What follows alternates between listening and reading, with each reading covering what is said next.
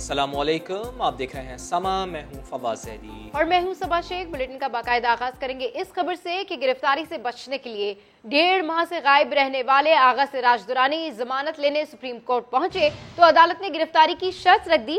अहाता अदालत में फोन खड़काते रहे मगर दाल न गली। 4 घंटे बाद नैब रावलपिंडी ने बिलाखिर गिरफ्तार कर लिया। इस्लामाबाद से देखिए जुल्करनैन इकबाल की रिपोर्ट।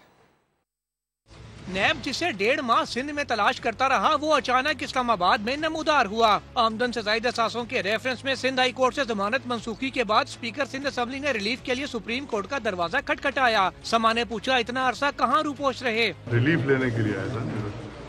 रिलीफ होता है ना, हाई कोर्ट के बाद आप सुप्रीम कोर्ट में आते हैं, रिलीफ के लिए था। अदालत ने कह दिया, पहले गिरफ्तारी फिर जमानत। ट्रायल कोर्ट के सामने सरेंडर करने की सदा भी कबूल न हुई तो आगा सिराज दुरानी की बेबसी झलकने लगी। सर अब सरेंडर यहाँ पे करेंगे इस्लामाबाद में या सिंध आके करेंगे? निकलेंगे तो पता चलेगा। स्पीकर सिंध असेंबली से इज़हार यकजहती के लिए कोई जियाला कारकुन आया ना रहनुमा। समाअत खत्म हुए 4 घंटे बीत गए मगर आगा साहब बाहर न आए। अहाता अदालत में खड़े मुसलसल फोन पर फोन घुमाते रहे मगर शायद कोई तसल्ली बख्श जवाब न मिला। साया भी साथ जब छोड़ जाए ऐसी है तन्हाई। समा ने पूछा, कोर्ट ऑर्डर अगर 2 दिन न आया तो क्या करेंगे? तो कोई बिस्तर होगा तो ले जाएंगे। मस्जिद में एक साहब थे यहाँ पे जिनके लिए ऑर्डर हुआ तो वो एक रात उन्होंने मस्जिद में गुजारी थी। आई डोंट माइंड, हम नमाज भी पढ़ लेंगे। अच्छी बात है। बिस्तर तो शायद लग जाता मगर अदालत ने तहरीरी हुक्म जारी करके ये बहाना भी खत्म कर दिया। मस्जिद में सोने का मौका मिला ना नमाज पढ़ने का। नैब रावलपिंडी की टीम स्पीकर सिंध असेंबली को मेहमान बनाकर साथ ले गई। कैमरा और रिपोर्टिंग टीम के साथ जुल्करनैन इकबाल, समा, इस्लामाबाद। बिस्तर लगा लूंगा, मैं नहीं चाहूंगा, कई हीले बहाने मगर आगा सिराज दुरानी की गिरफ्तारी से बचने की आखिरी कोशिश भी कामयाब नहीं हुई। जमानत कबल गिरफ्तारी की दरखास्त मुस्तरद होने के बाद सुप्रीम कोर्ट में 4 घंटे तक बैठे रहे लेकिन आखिरकार नैब का मेहमान बनना ही पड़ा। हर जियाला के लिए जेल जाना जरूरी है। वहाँ जियालों का ट्रेनिंग होता है। मैं नहीं जाऊंगा। पार्टी चेयरमैन का हौसला पाने में जाले स्पीकर सिंध असेंबली ने 4 घंटे लगा दिए। सर खान साहब कहते हैं घबराना नहीं, ना घबरा तो नहीं रहे। यही सवाल कर आप इतनी देर से मेरे साथ बैठे हैं, आपने क्या देखा? सर इतनी ताखीर से बाहर आने की वजह क्या है? वो हम इंतजार कर रहे थे ऑर्डर का।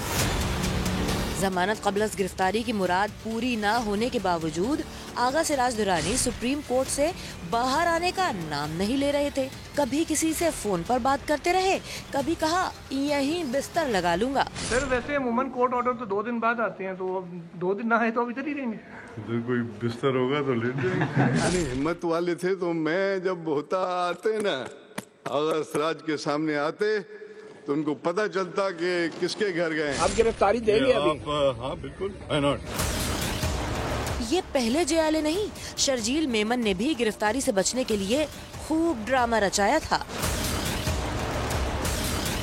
नैब की मजाल अपनी जगह मगर जियालों की कोई चाल कामयाब नहीं हुई। इतने हिम्मत वाले थे तो मैं जब होता आते ना आगा सिराज के सामने आते।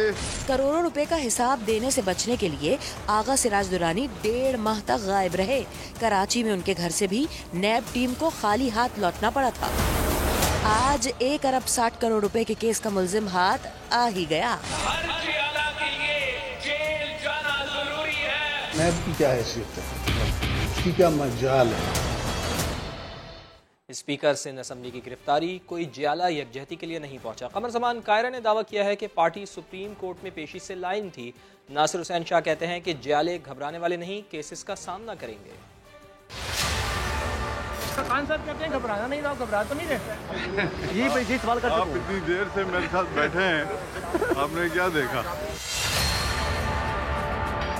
गिरफ्तारी से बचने के लिए जियाले रहनुमा के जतन। सरेंडर के अहकामात के बाद 4 घंटे तक सुप्रीम कोर्ट में रहे। मामला मीडिया पर भी छाया रहा लेकिन हैरत अंगेज तौर पर पार्टी का कारकुन या रहनुमा उनसे यकजहती के लिए नहीं पहुंचा। इस हवाले से सवाल कमर जमान कायरा से हुआ तो उन्होंने अनोखी मंतिक पेश कर दी।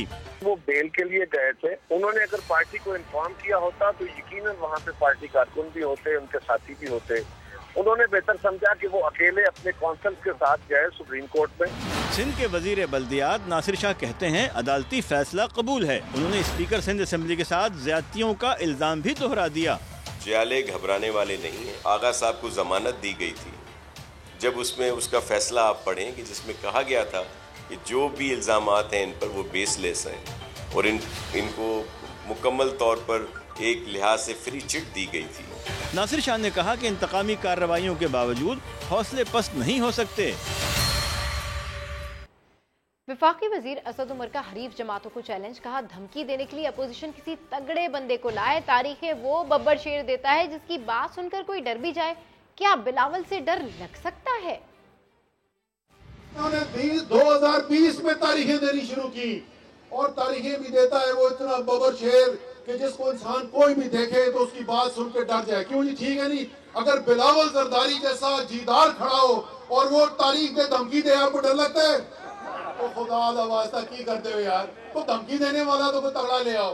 वो तारीखें देते रहे, पता चला पीडीएम ही खत्म हो गई। पूरी पीडीएम की लीडरशिप मिली, चाय पी, बिस्किट खाए, खाना खाया, बयान दिए, प्रेस कॉन्फ्रेंस दिए, तहरीक कोई नहीं अनाउंस की, चलने से पहले डर गए। ये बड़ा जबरदस्त फैसला है, क्योंकि एक दिन में जिल्लत बर्दाश्त की, कम से कम बार बार की जिल्लत से तो बेहतर है। इलेक्शन कमीशन के खिलाफ मुतनाज़ा बयान देने पर फवाद चौधरी के बाद आजम स्वाति ने भी मुआफ़ी मांग ली है। मुआफ़ीनामा वकील के जरिए भिजवा दिया। इलेक्शन कमीशन ने आजम स्वाति को आइंदा समाअत पर ज़ाती हैसियत में तलब कर लिया है। इस्लामाबाद से देखिए जुल्करनैन इकबाल की रिपोर्ट। तौहीन अदालत केस में वजीर इत्तलात फवाद चौधरी के बाद वजीर रेलवे आजम स्वाति ने भी माफी मांग ली। वजीर रेलवे इलेक्शन कमीशन में खुद पेश न हुए बल्कि आईनी इदारे के खिलाफ अपनी शोला बयानी पर वकील के जरिए माफीनामा भिजवा दिया। शोकाज वापस लेने की भी इस्तदा।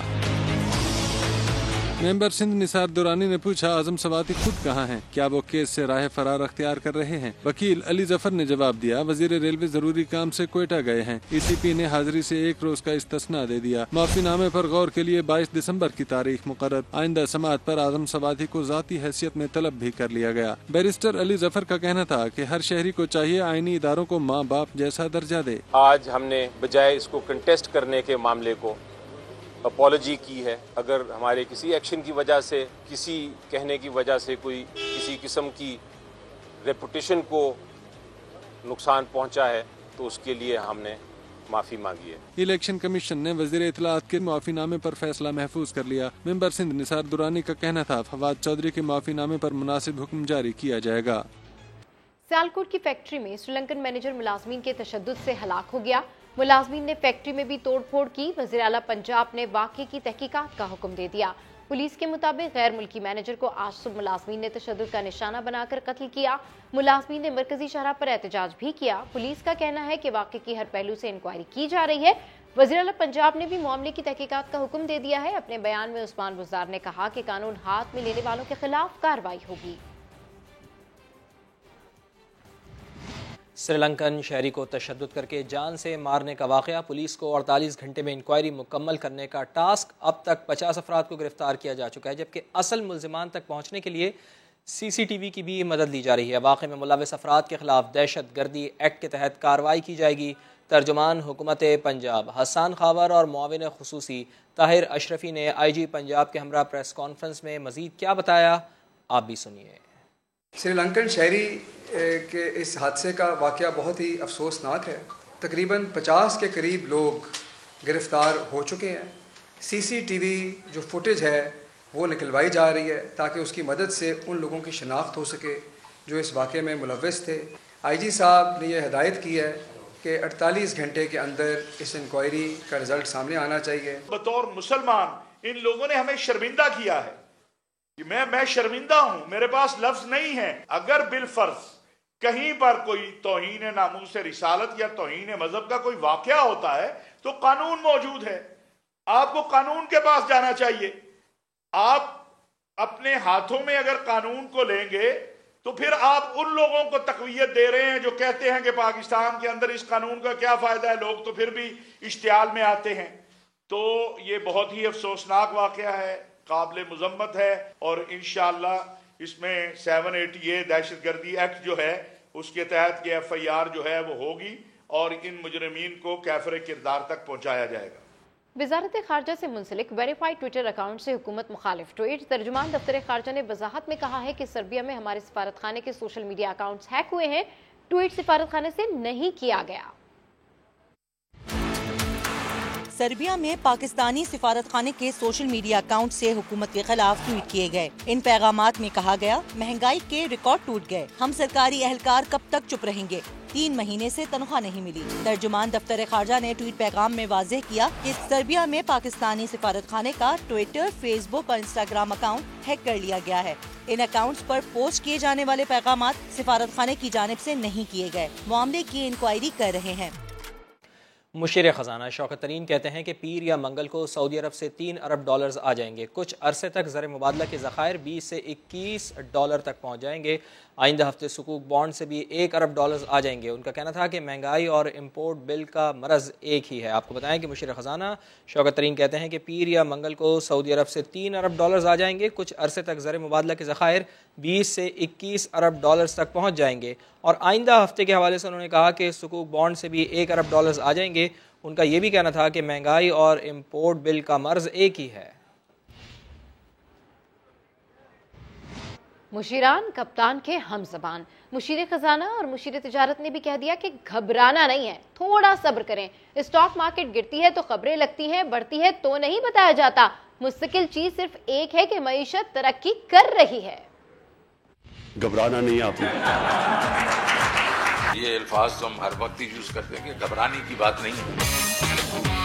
थोड़ा सा सब्र करें और आप देखेंगे इंटरनेशनली ये प्राइसेस नीचे आएंगी। हमारी इकॉनमी ठीक जा रही है, हमें इस वक्त बिल्कुल एहसास है। तो हमारा जो निचला तबका है या दरमियाना तबका है या lower middle class, urban lower middle class जो है वो प्रेशर में। मैं नहीं समझता कि कोई घबराने वाली बात है। मैंने भी यही कहा। अच्छा घबराना नहीं, घबराने वाली बात है। अच्छा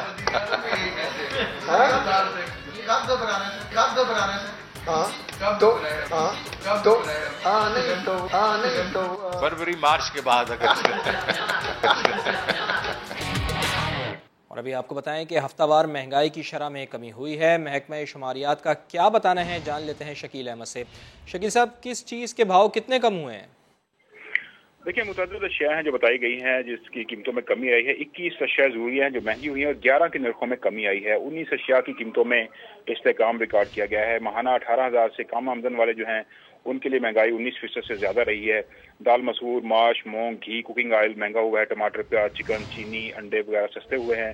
7 सुर्ख मिर्च, आलू और गंदम का आटा जो है ये भी सस्ते हुए हैं। टमाटर 19.5 रुपए सस्ते हुए हैं। प्याज 3.25 रुपए। मुर्गी के रिखों में तकरीबन 19.5 रुपए कमी आई है और LPG सिलेंडर 60 रुपए सस्ता हुआ है। चीनी की कीमत में भी तकरीबन 1.5 रुपए फी किलो कमी आई है और ये 92 रुपए 32 पैसे पे आ गई है। और 20 किलो गंदम का आटा जो है वो 7 रुपए फी महंगा हुआ है जो थैला है उसका, और 1180 रुपए औसत कीमत रिकॉर्ड की गई है। अलबत्ता दालें वगैरह जो है वो महंगी हुई है। घी भी 5 रुपए 62 पैसे फी किलो महंगा हुआ है और साथ साथ बाकी कुछ अशिया है। जी फवाद। जी बहुत शुक्रिया। अमरीकी करेंसी की कदर मुसलसल बढ़ती जा रही है। इंटरबैंक में डॉलर तारीख की बुलंद तरीन सतह 177 रुपए 2 पैसे का हो गया। करेंसी डीलर्स के मुताबिक एक माह के दौरान 8 अरब डॉलर की दरामदाद ने करेंसी मार्केट में भूचाल बर्पा कर रखा है। डॉलर ज़खायर का सिर्फ 2 माह की दरामदाद के बराबर रह जाना भी रुपए पर दबाव बढ़ा रहा है।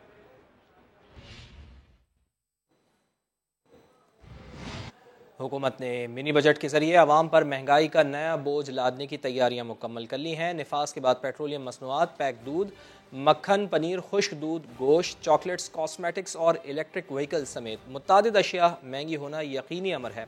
मिनी बजट के बाद कौन कौन सी चीज़ के नर्ख कितने बढ़ सकते हैं, हमें बता रहे हैं इस्लामाबाद से वहाब कामरान। IMF की पेशगी शराइत के तहत हुकूमत ने 350 अरब रुपए की टैक्स छूट खत्म करने के लिए मिनी बजट तैयार कर लिया। रोजमर्रा इस्तेमाल की दर्जनों अशिया पर टैक्स छूट खत्म करके 17% की सतह पर लाने से कीमतों में होशरुबा इजाफे के खतरात मंडलाने लगे। मिनी बजट नाफिज होने पर पेट्रोलियम मसनूआत की कीमतें 15 से 20 रुपए फी लीटर तक बढ़ सकती हैं। 3000 रुपए में बच्चों के लिए मिलने वाले दूध के डब्बे की कीमत 3500 से भी जायद हो जाएगी। खुश्क दूध की कीमत में फी पैकेट 60 से 100 रुपए इजाफे का इम्कान है। फ्रोजन मीट और ब्रांडेड देसी घी की फी किलो कीमत में 200 रुपए तक इजाफा होगा। Flavoured milk, juices, cream, paneer, chocolates, home appliances, poultry feed, chicken, stationery, emergency और LED बल्ब्स, कॉस्मेटिक्स और मुख्तलिफ प्लांट्स का खाम माल भी महंगा होगा। बिजली से चलने वाली गाड़ियों पर दी जाने वाली टैक्स छूट खत्म होने से इनकी कीमत में भी 4 से 7 लाख रुपए इजाफे का खदशा है। मुजव्वज़ा मिनी बजट के मुसव्वदे की हतमी मंजूरी विफाकी काबीना देगी, जिसके बाद इसे पार्लियामेंट से मंजूर कराया जाएगा। हुकाम का कहना है कि जरूरत पड़ने पर सदारती ऑर्डिनेंस भी जारी किया जा सकता है। वहाब कामरान, समा, इस्लामाबाद।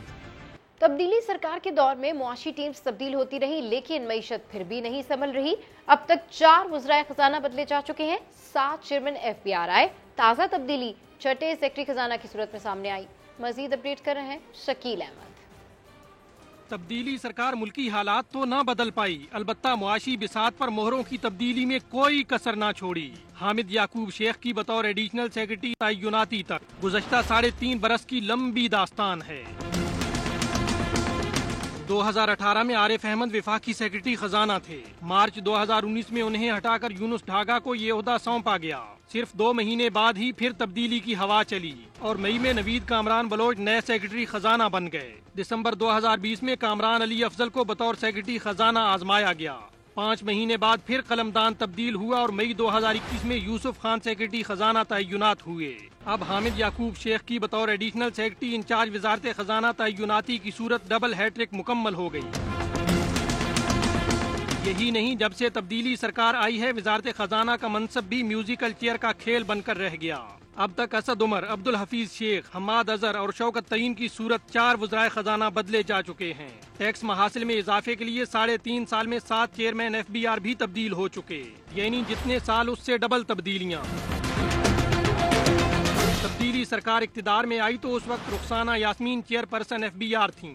हुकूमत ने आते ही मोहम्मद जहांजेब खान को ओहदा दे दिया। बाद में शबर जैदी, नौशीन जावेद, मोहम्मद जावेद गनी और आसिम अहमद की सूरत तब्दीली आई। अब डॉक्टर मोहम्मद इशफाक को चेयरमैन FBR के तौर पर आजमाया जा रहा है। वज़ीर आला पंजाब सरदार उस्मान बुज़दार के अपोजिशन परवार कहते हैं कि अपोजिशन जमातें महंगाई की आड़ में मनफी सियासत कर रही हैं। इन्हें अवाम के मसाइल से कोई गर्ज नहीं, सिर्फ इख्तिदार की तड़प है। वज़ीर आला पंजाब ने अपने बयान में कहा है कि हुकूमत को आम आदमी के मसाइल का पूरा इदराक है, महंगाई पर काबू पाने के लिए हर मुमकिन कदम उठा रहे हैं। ज़िलाई सतह पर प्राइस कंट्रोल कमेटियों को मुतहर्रिक कर दिया गया है। कीमतों में वक्त के साथ साथ इस्तेहकाम आ रहा है। मौजूदा हालात में इंतशार की सियासत की कोई गुंजाइश नहीं। अपोजिशन का रवैया मुल्की मफाद के मुनाफी है, वो अवाम में अपनी साख खो चुकी है। लाहौर के हल्के NA 133 में ज़िमनी इलेक्शन का मैदान इतवार को सजेगा। नून लीग और पीपल्स पार्टी समेत कई दीगर जमातों के उम्मीदवार मैदान में हैं। इंतखाबी मुहिम आज रात 12 बजे खत्म होगी। हल्का NA 133 का फातिह कौन, फैसला इतवार को होगा। नून लीग की शाइस्ता परवेज मलिक और पीपल्स पार्टी की असलम गिल अहम उम्मीदवार हैं। इलेक्शन लड़ने वालों की मजमूई तादाद 11 है, जिनमें कुछ का ताल्लुक छोटी जमातों से है और कुछ आज़ाद हैसियत में हिस्सा ले रहे हैं। हल्के में 254 पोलिंग स्टेशन कायम किए गए हैं, जहां 4,40,085 वोटर्स हक़ राय दही इस्तेमाल करेंगे, जिनमें मर्द वोटर्स की तादाद 2,33,558 है, जबकि 2,06,927 खवातीन हैं। हुक्मरान जमात के उम्मीदवार जमशेद इकबाल चीमा के कागजात नामजदगी के मुस्तरद होने पर वो इंतखाबी अमल से बाहर हैं। इस सूरत हाल में वोटिंग शरह कम रहने की तवक्को है। NA 133 की निशिस्त नून लीग के परवेज मलिक के इंतकाल के बाद खाली हुई थी। कैमरामैन खावर महमूद के साथ अरशद अली, समा, लाहौर। लाहौर के हल्का NA 133 के रिहायशी कई मसाइल का शिकार हैं। टूटी फूटी सड़कें, जगह जगह कचरे के ढेर और सीवरेज के पानी ने जिंदगी अजीरन बना दी है। मोहम्मद अली रजा की रिपोर्ट।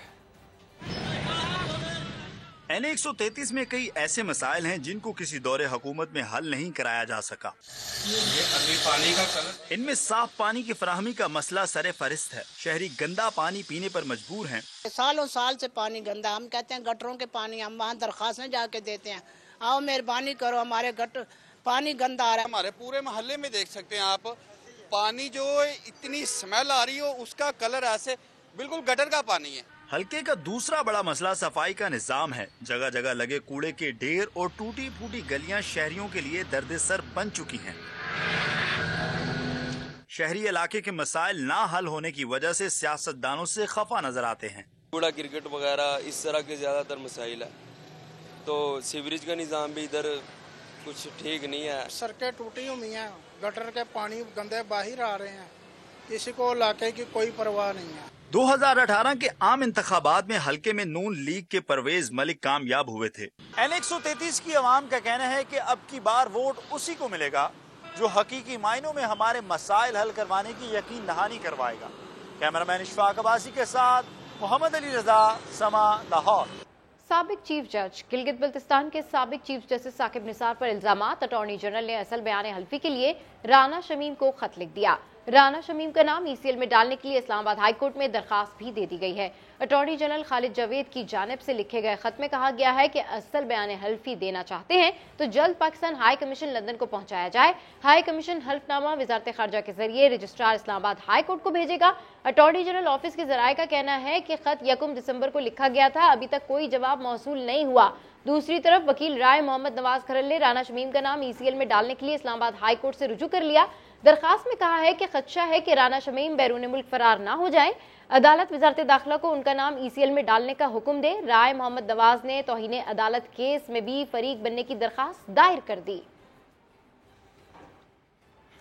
और अभी आपको बताएं कि chief justice Sindh high court ने कराची में secretary Sindh bar council Irfan Mehar के कत्ल का नोटिस ले लिया है। IG सिंध और DIG इन्वेस्टिगेशन से रिपोर्ट तलब कर ली है। अहम खबर के एडवोकेट इरफान मेहर का कत्ल, chief justice Sindh high court का notice, IG Sindh DIG investigation से रिपोर्ट तलब कर ली है। SSP शर्की और तफ्तीशी से 6 दिसंबर को रिपोर्ट भी मंगवा ली है। आगे बढ़ते हैं आपको बताएं कि लाहौर में धुआं मौत का सबब बन गया है। नन्ही सबा की सांसें रुक गईं। वालिदैन ने कहा उनकी बेटी की जान जहरीले धुएं ने ली है। रिपोर्ट कर रही हैं शाहीन मिशाल।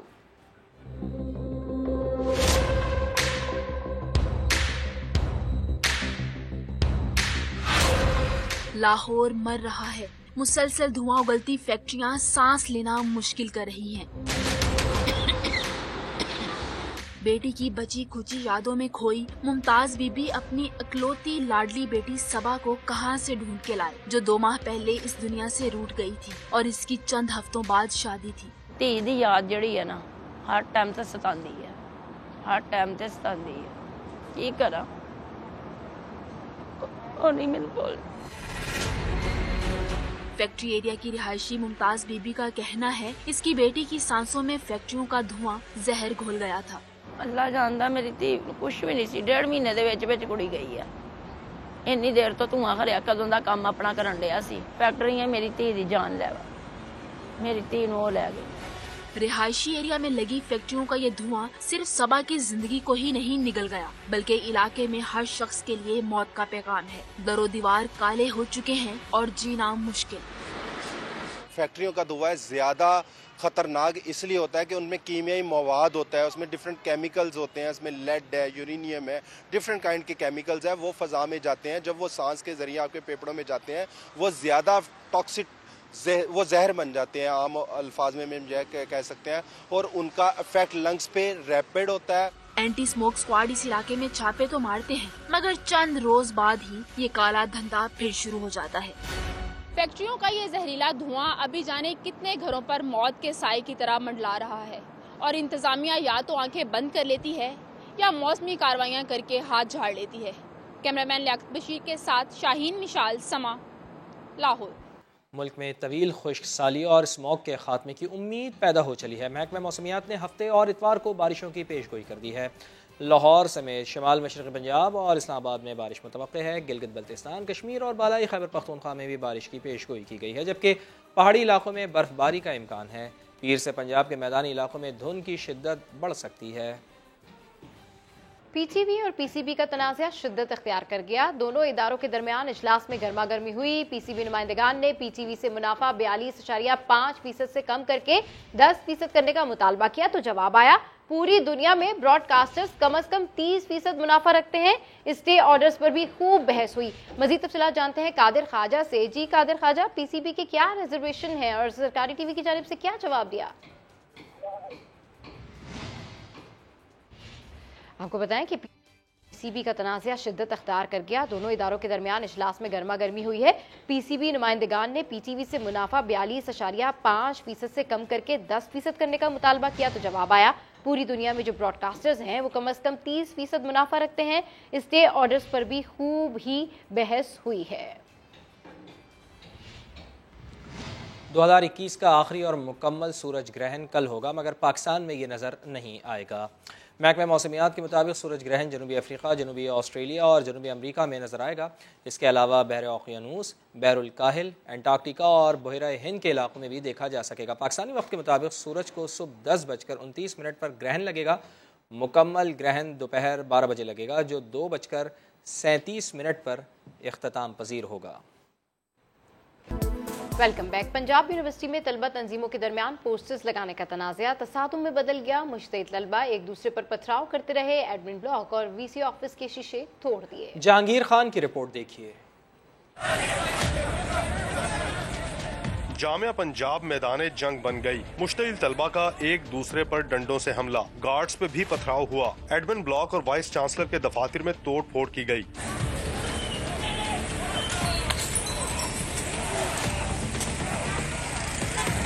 तलबा तंजीमों के दरमियान 2 रोज कबल पोस्टर्स लगाने पर झगड़ा हुआ, लेकिन मामलात निपटाने में यूनिवर्सिटी इंतजामिया कामयाब हुई। न ही पुलिस अमनो अमान बरकरार रख सकी। पुलिस की भारी नफरी यूनिवर्सिटी में तैनात रही, लेकिन तोड़ फोड़ करने वाले किसी तंजीमी कारकुन की निशानदही हुई, न ही किसी को गिरफ्तार किया जा सका।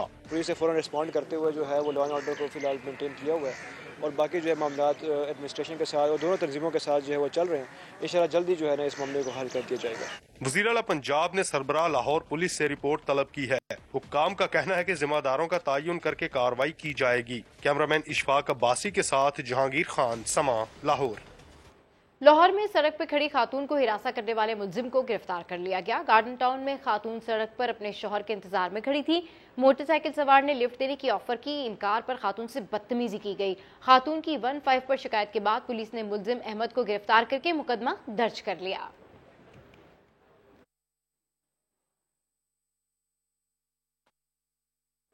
वो तो कबूतर को भी जासूस समझते हैं, मगर हम उनके हिरन को भी बड़े प्यार से रखते हैं। भारत से वाघा बॉर्डर क्रॉस करके आने वाले हिरन की पाकिस्तान में खूब खातिर तवाज़ा की जा रही है। इस हवाले से रिपोर्ट कर रहे हैं शाहीन मिसाल। अभिनंदन के देश से इस बार सांबर हिरन आया है, जिसने गलती से वाघा बॉर्डर क्रॉस किया और पकड़ा गया। भारत का सांबर हिरन हमेशा के लिए पाकिस्तान का मेहमान बन गया।